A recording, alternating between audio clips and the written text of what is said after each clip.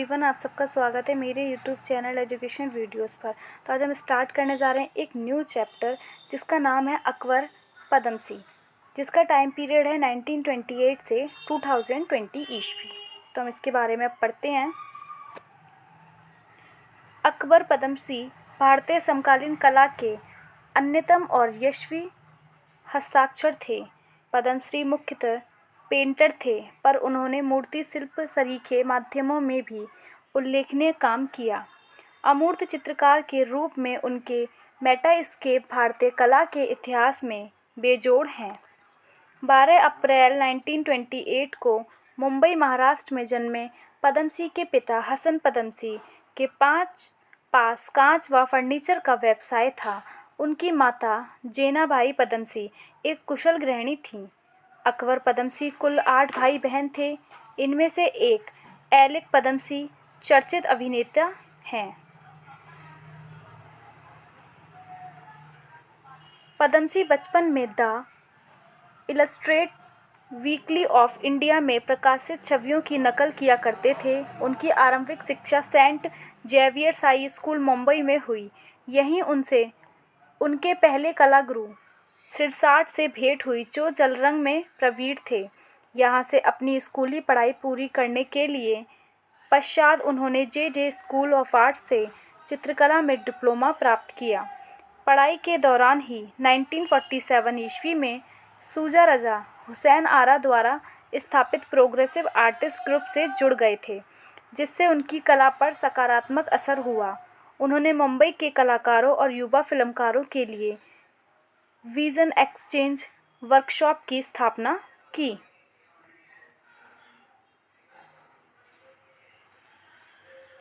अपने चित्रों में उन्होंने ज्यामितीय रेखाओं के साथ साथ नए रूपरेखा पैटर्न भी गढ़े। 1951 ईस्वी में वे विश्व के ख्यात कला केंद्र पेरिस चले गए और 1967 ईस्वी तक वहीं कई विषयों पर विभिन्न माध्यमों में चित्र बनाए। इस बीच 1965 ईस्वी में रॉकफेलर फेलोशिप पाकर वे अमेरिका में भी कलाचर्या में डूबे रहे। एक प्रयोगधर्मी कलाकार होने के नाते उन्होंने रंग, रेखा और देहाकृति संबंधी प्रतिमा वैज्ञानिक प्रयुक्तियाँ अपनाईं। कपल और लवर्स जैसे चित्रों में भी शिव पार्वती की वह पौराणिकता देखी जा सकती है। बावजूद इन सबके अकबर पदमसी ने अपनी निजता नहीं छोड़ी और बाहरी आधुनिकता को अपनी रचना पर कभी हावी नहीं होने दिया। उनकी कृतियों में तकनीकी खूबियों के साथ बारीकियां भी मौजूद हैं, लेकिन अलंकारिकता नहीं है। पदमसी ने 1954 ईस्वी में पेरिस में सोलाजे गोनेले से शादी कर ली थी। इस दंपत्ति से एक पुत्री राइसा पदमसी फिल्म जगत में सक्रिय है। अकबर पदमसी की दूसरी पत्नी भानुमती थीं। पदमसी विशुद्ध आधुनिक कलाकार है। वह हर तरह के प्रयोग के समर्थन रहे हैं। उन्होंने फातंसी को भी साधा है, जो कंप्यूटर के माध्यम से भी कला में नए प्रयोग किए हैं। अकबर पदमसी ने 1954 ईस्वी में जब अपनी प्रदर्शनी जहांगीर आर्ट गैलरी मुंबई में लगाई, जिसमें उन्होंने स्त्रियों के कुछ नग्न चित्र प्रदर्शित किए थे, तो यह आयोजकों को रास नहीं आया। असहमतिपूर्ण दृढ़ एवं कलाकार की स्वतंत्रता को लेकर हुई तानातनी के बाद उन्हें अपने चित्र हटाने पड़े।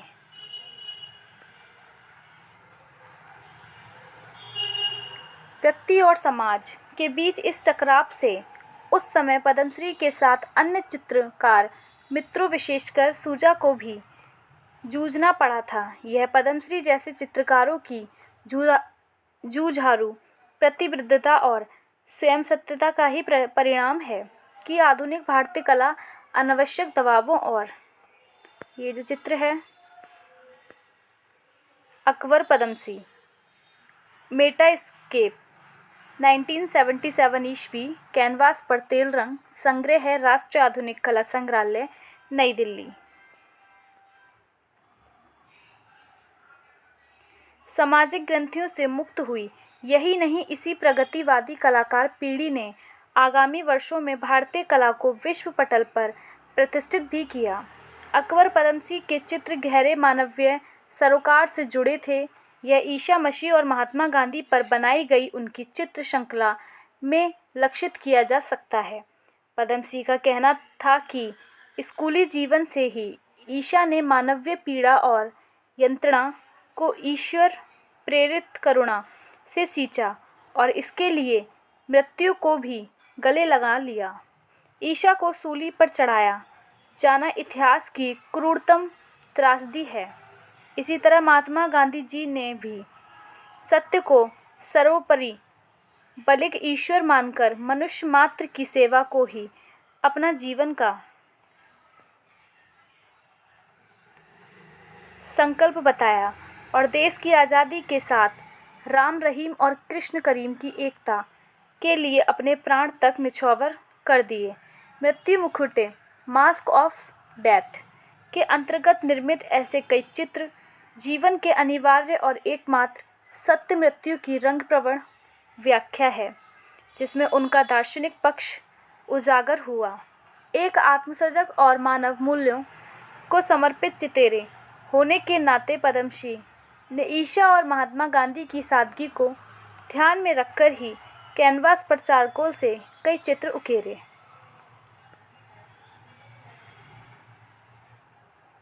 कला के क्षेत्र में अपने नवोन्मेषी और आधुनिक पद्धतियों यथा तेल चित्रण, प्लास्टिक इमल्सन, मूर्ति शिल्प, यहाँ तक कि प्रिंट मेकिंग से लेकर कंप्यूटर ग्राफिक्स और फोटोग्राफी में भी प्रयोग करते हुए उन्होंने माध्यम की सूचिता को बनाए रखा।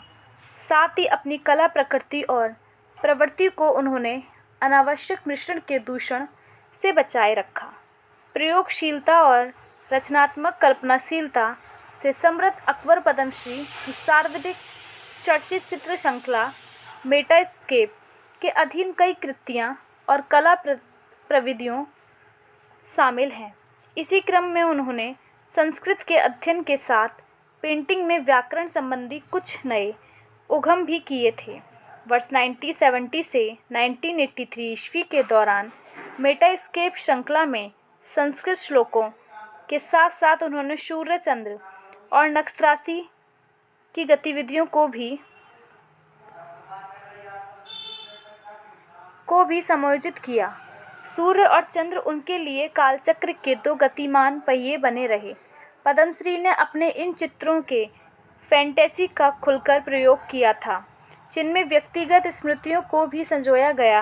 रंगों और रचावों में पद्मश्री समय समय पर प्रयोग तो करते रहे थे, लेकिन उनके विषयों पर सदैव उनकी निजता की छाप बनी रही, क्योंकि वह आसपास के यथार्थ को अपनी संवेदना और से संचालित करते रहे। मेटास्केप से उन्होंने पंचतत्वों जल, पृथ्वी,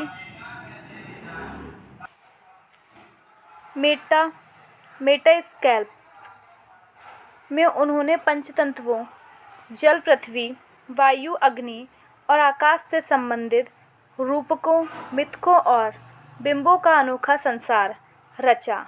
इन सभी निर्मितियों में विषय वस्तु की अनन्यता हो या रंग विन्यास, कलाकार की सौंदर्य भावना के साथ उसकी निजता भी दबे पांव महसूस की जा सकती है।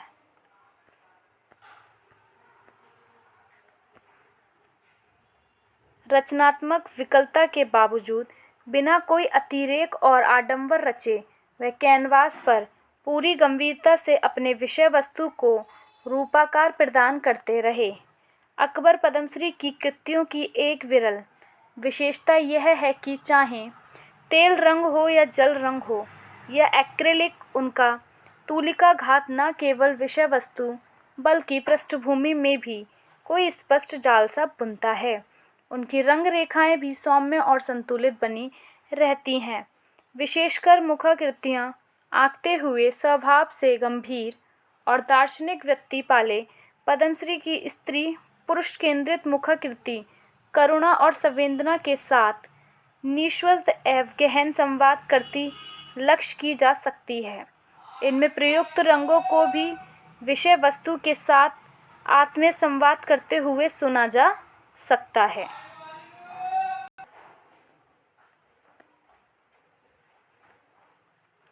अकबर पद्मश्री के चित्रित पात्र हैं अपनी चुप्पियों ओढ़े रहने वाले, एक तरफ से थक चुके और बुझे हुए लोग।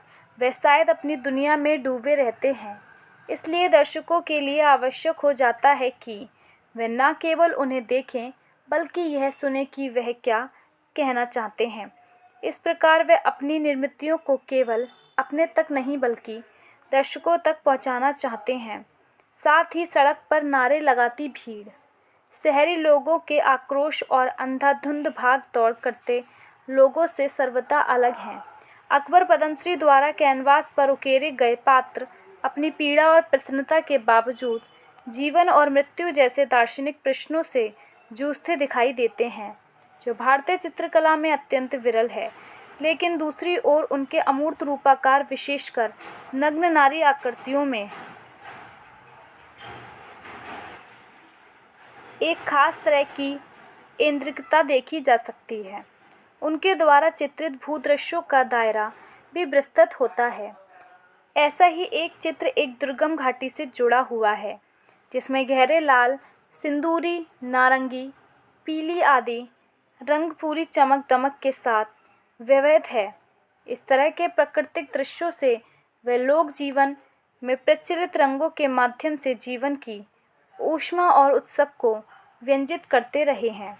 स्पष्ट है, एक साथ वे कई मन स्थितियों का सामना करते हैं और सबको अपना श्रेष्ठ देते हुए रूपायित करते हैं। हिंदी के सुपरिचित कवि गजानन माधव मुक्तिबोध की रचनाओं, विशेषकर चांद का मुंह टेढ़ा है, की कविताओं पर आधारित उनकी चित्र श्रृंखला को दर्शकों ने खूब सराहा। इस कार्य योजना के दौरान भारत भवन, भोपाल में उनके प्रवास ने उनके कलानुभव को अत्यंत समृद्ध किया। इसी क्रम में मृत्यु मुखौटे श्रृंखला के अंतर्गत उनके कई चित्रों में एक अलग अकबर पद्मश्री नजर आते हैं। भावुक और संवेदनशील कलाकार होने के साथ एक चिंतक और दार्शनिक भी।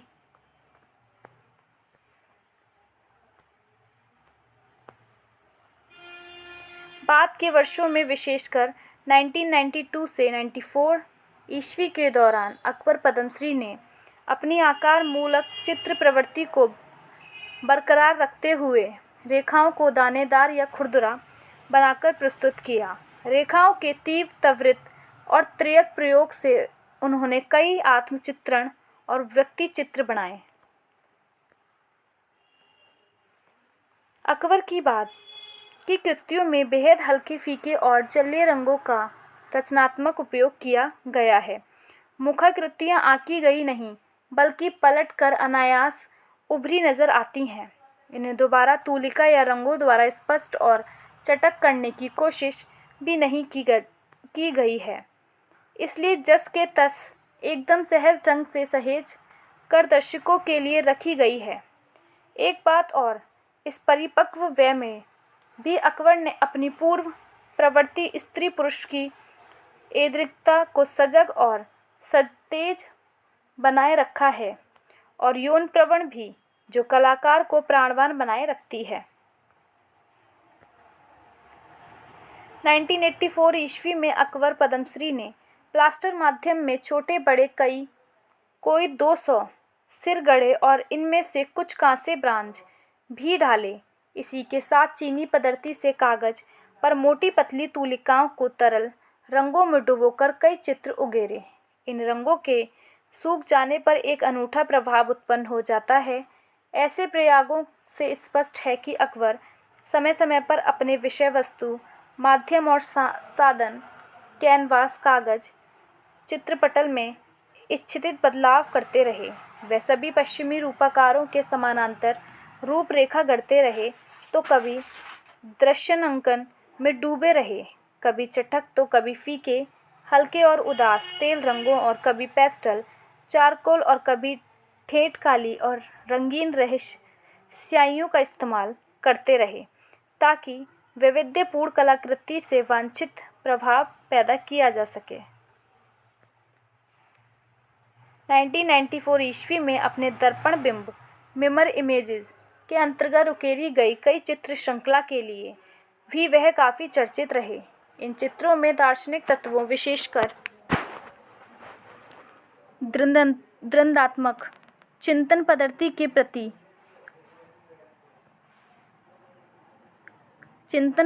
के प्रति उनकी अभिरुचि को अभिव्यक्ति मिली थी। इस बारे में उनका कहना था कि जब मैं दर्पण बिंब आंकता हूँ तो वस्तु और बिंब के दो होने पर भी अपने फ्यूजन के कारण चाक्षुष अनुभव में आरंभिक बिंदु की तरह वे एक हो जाते हैं।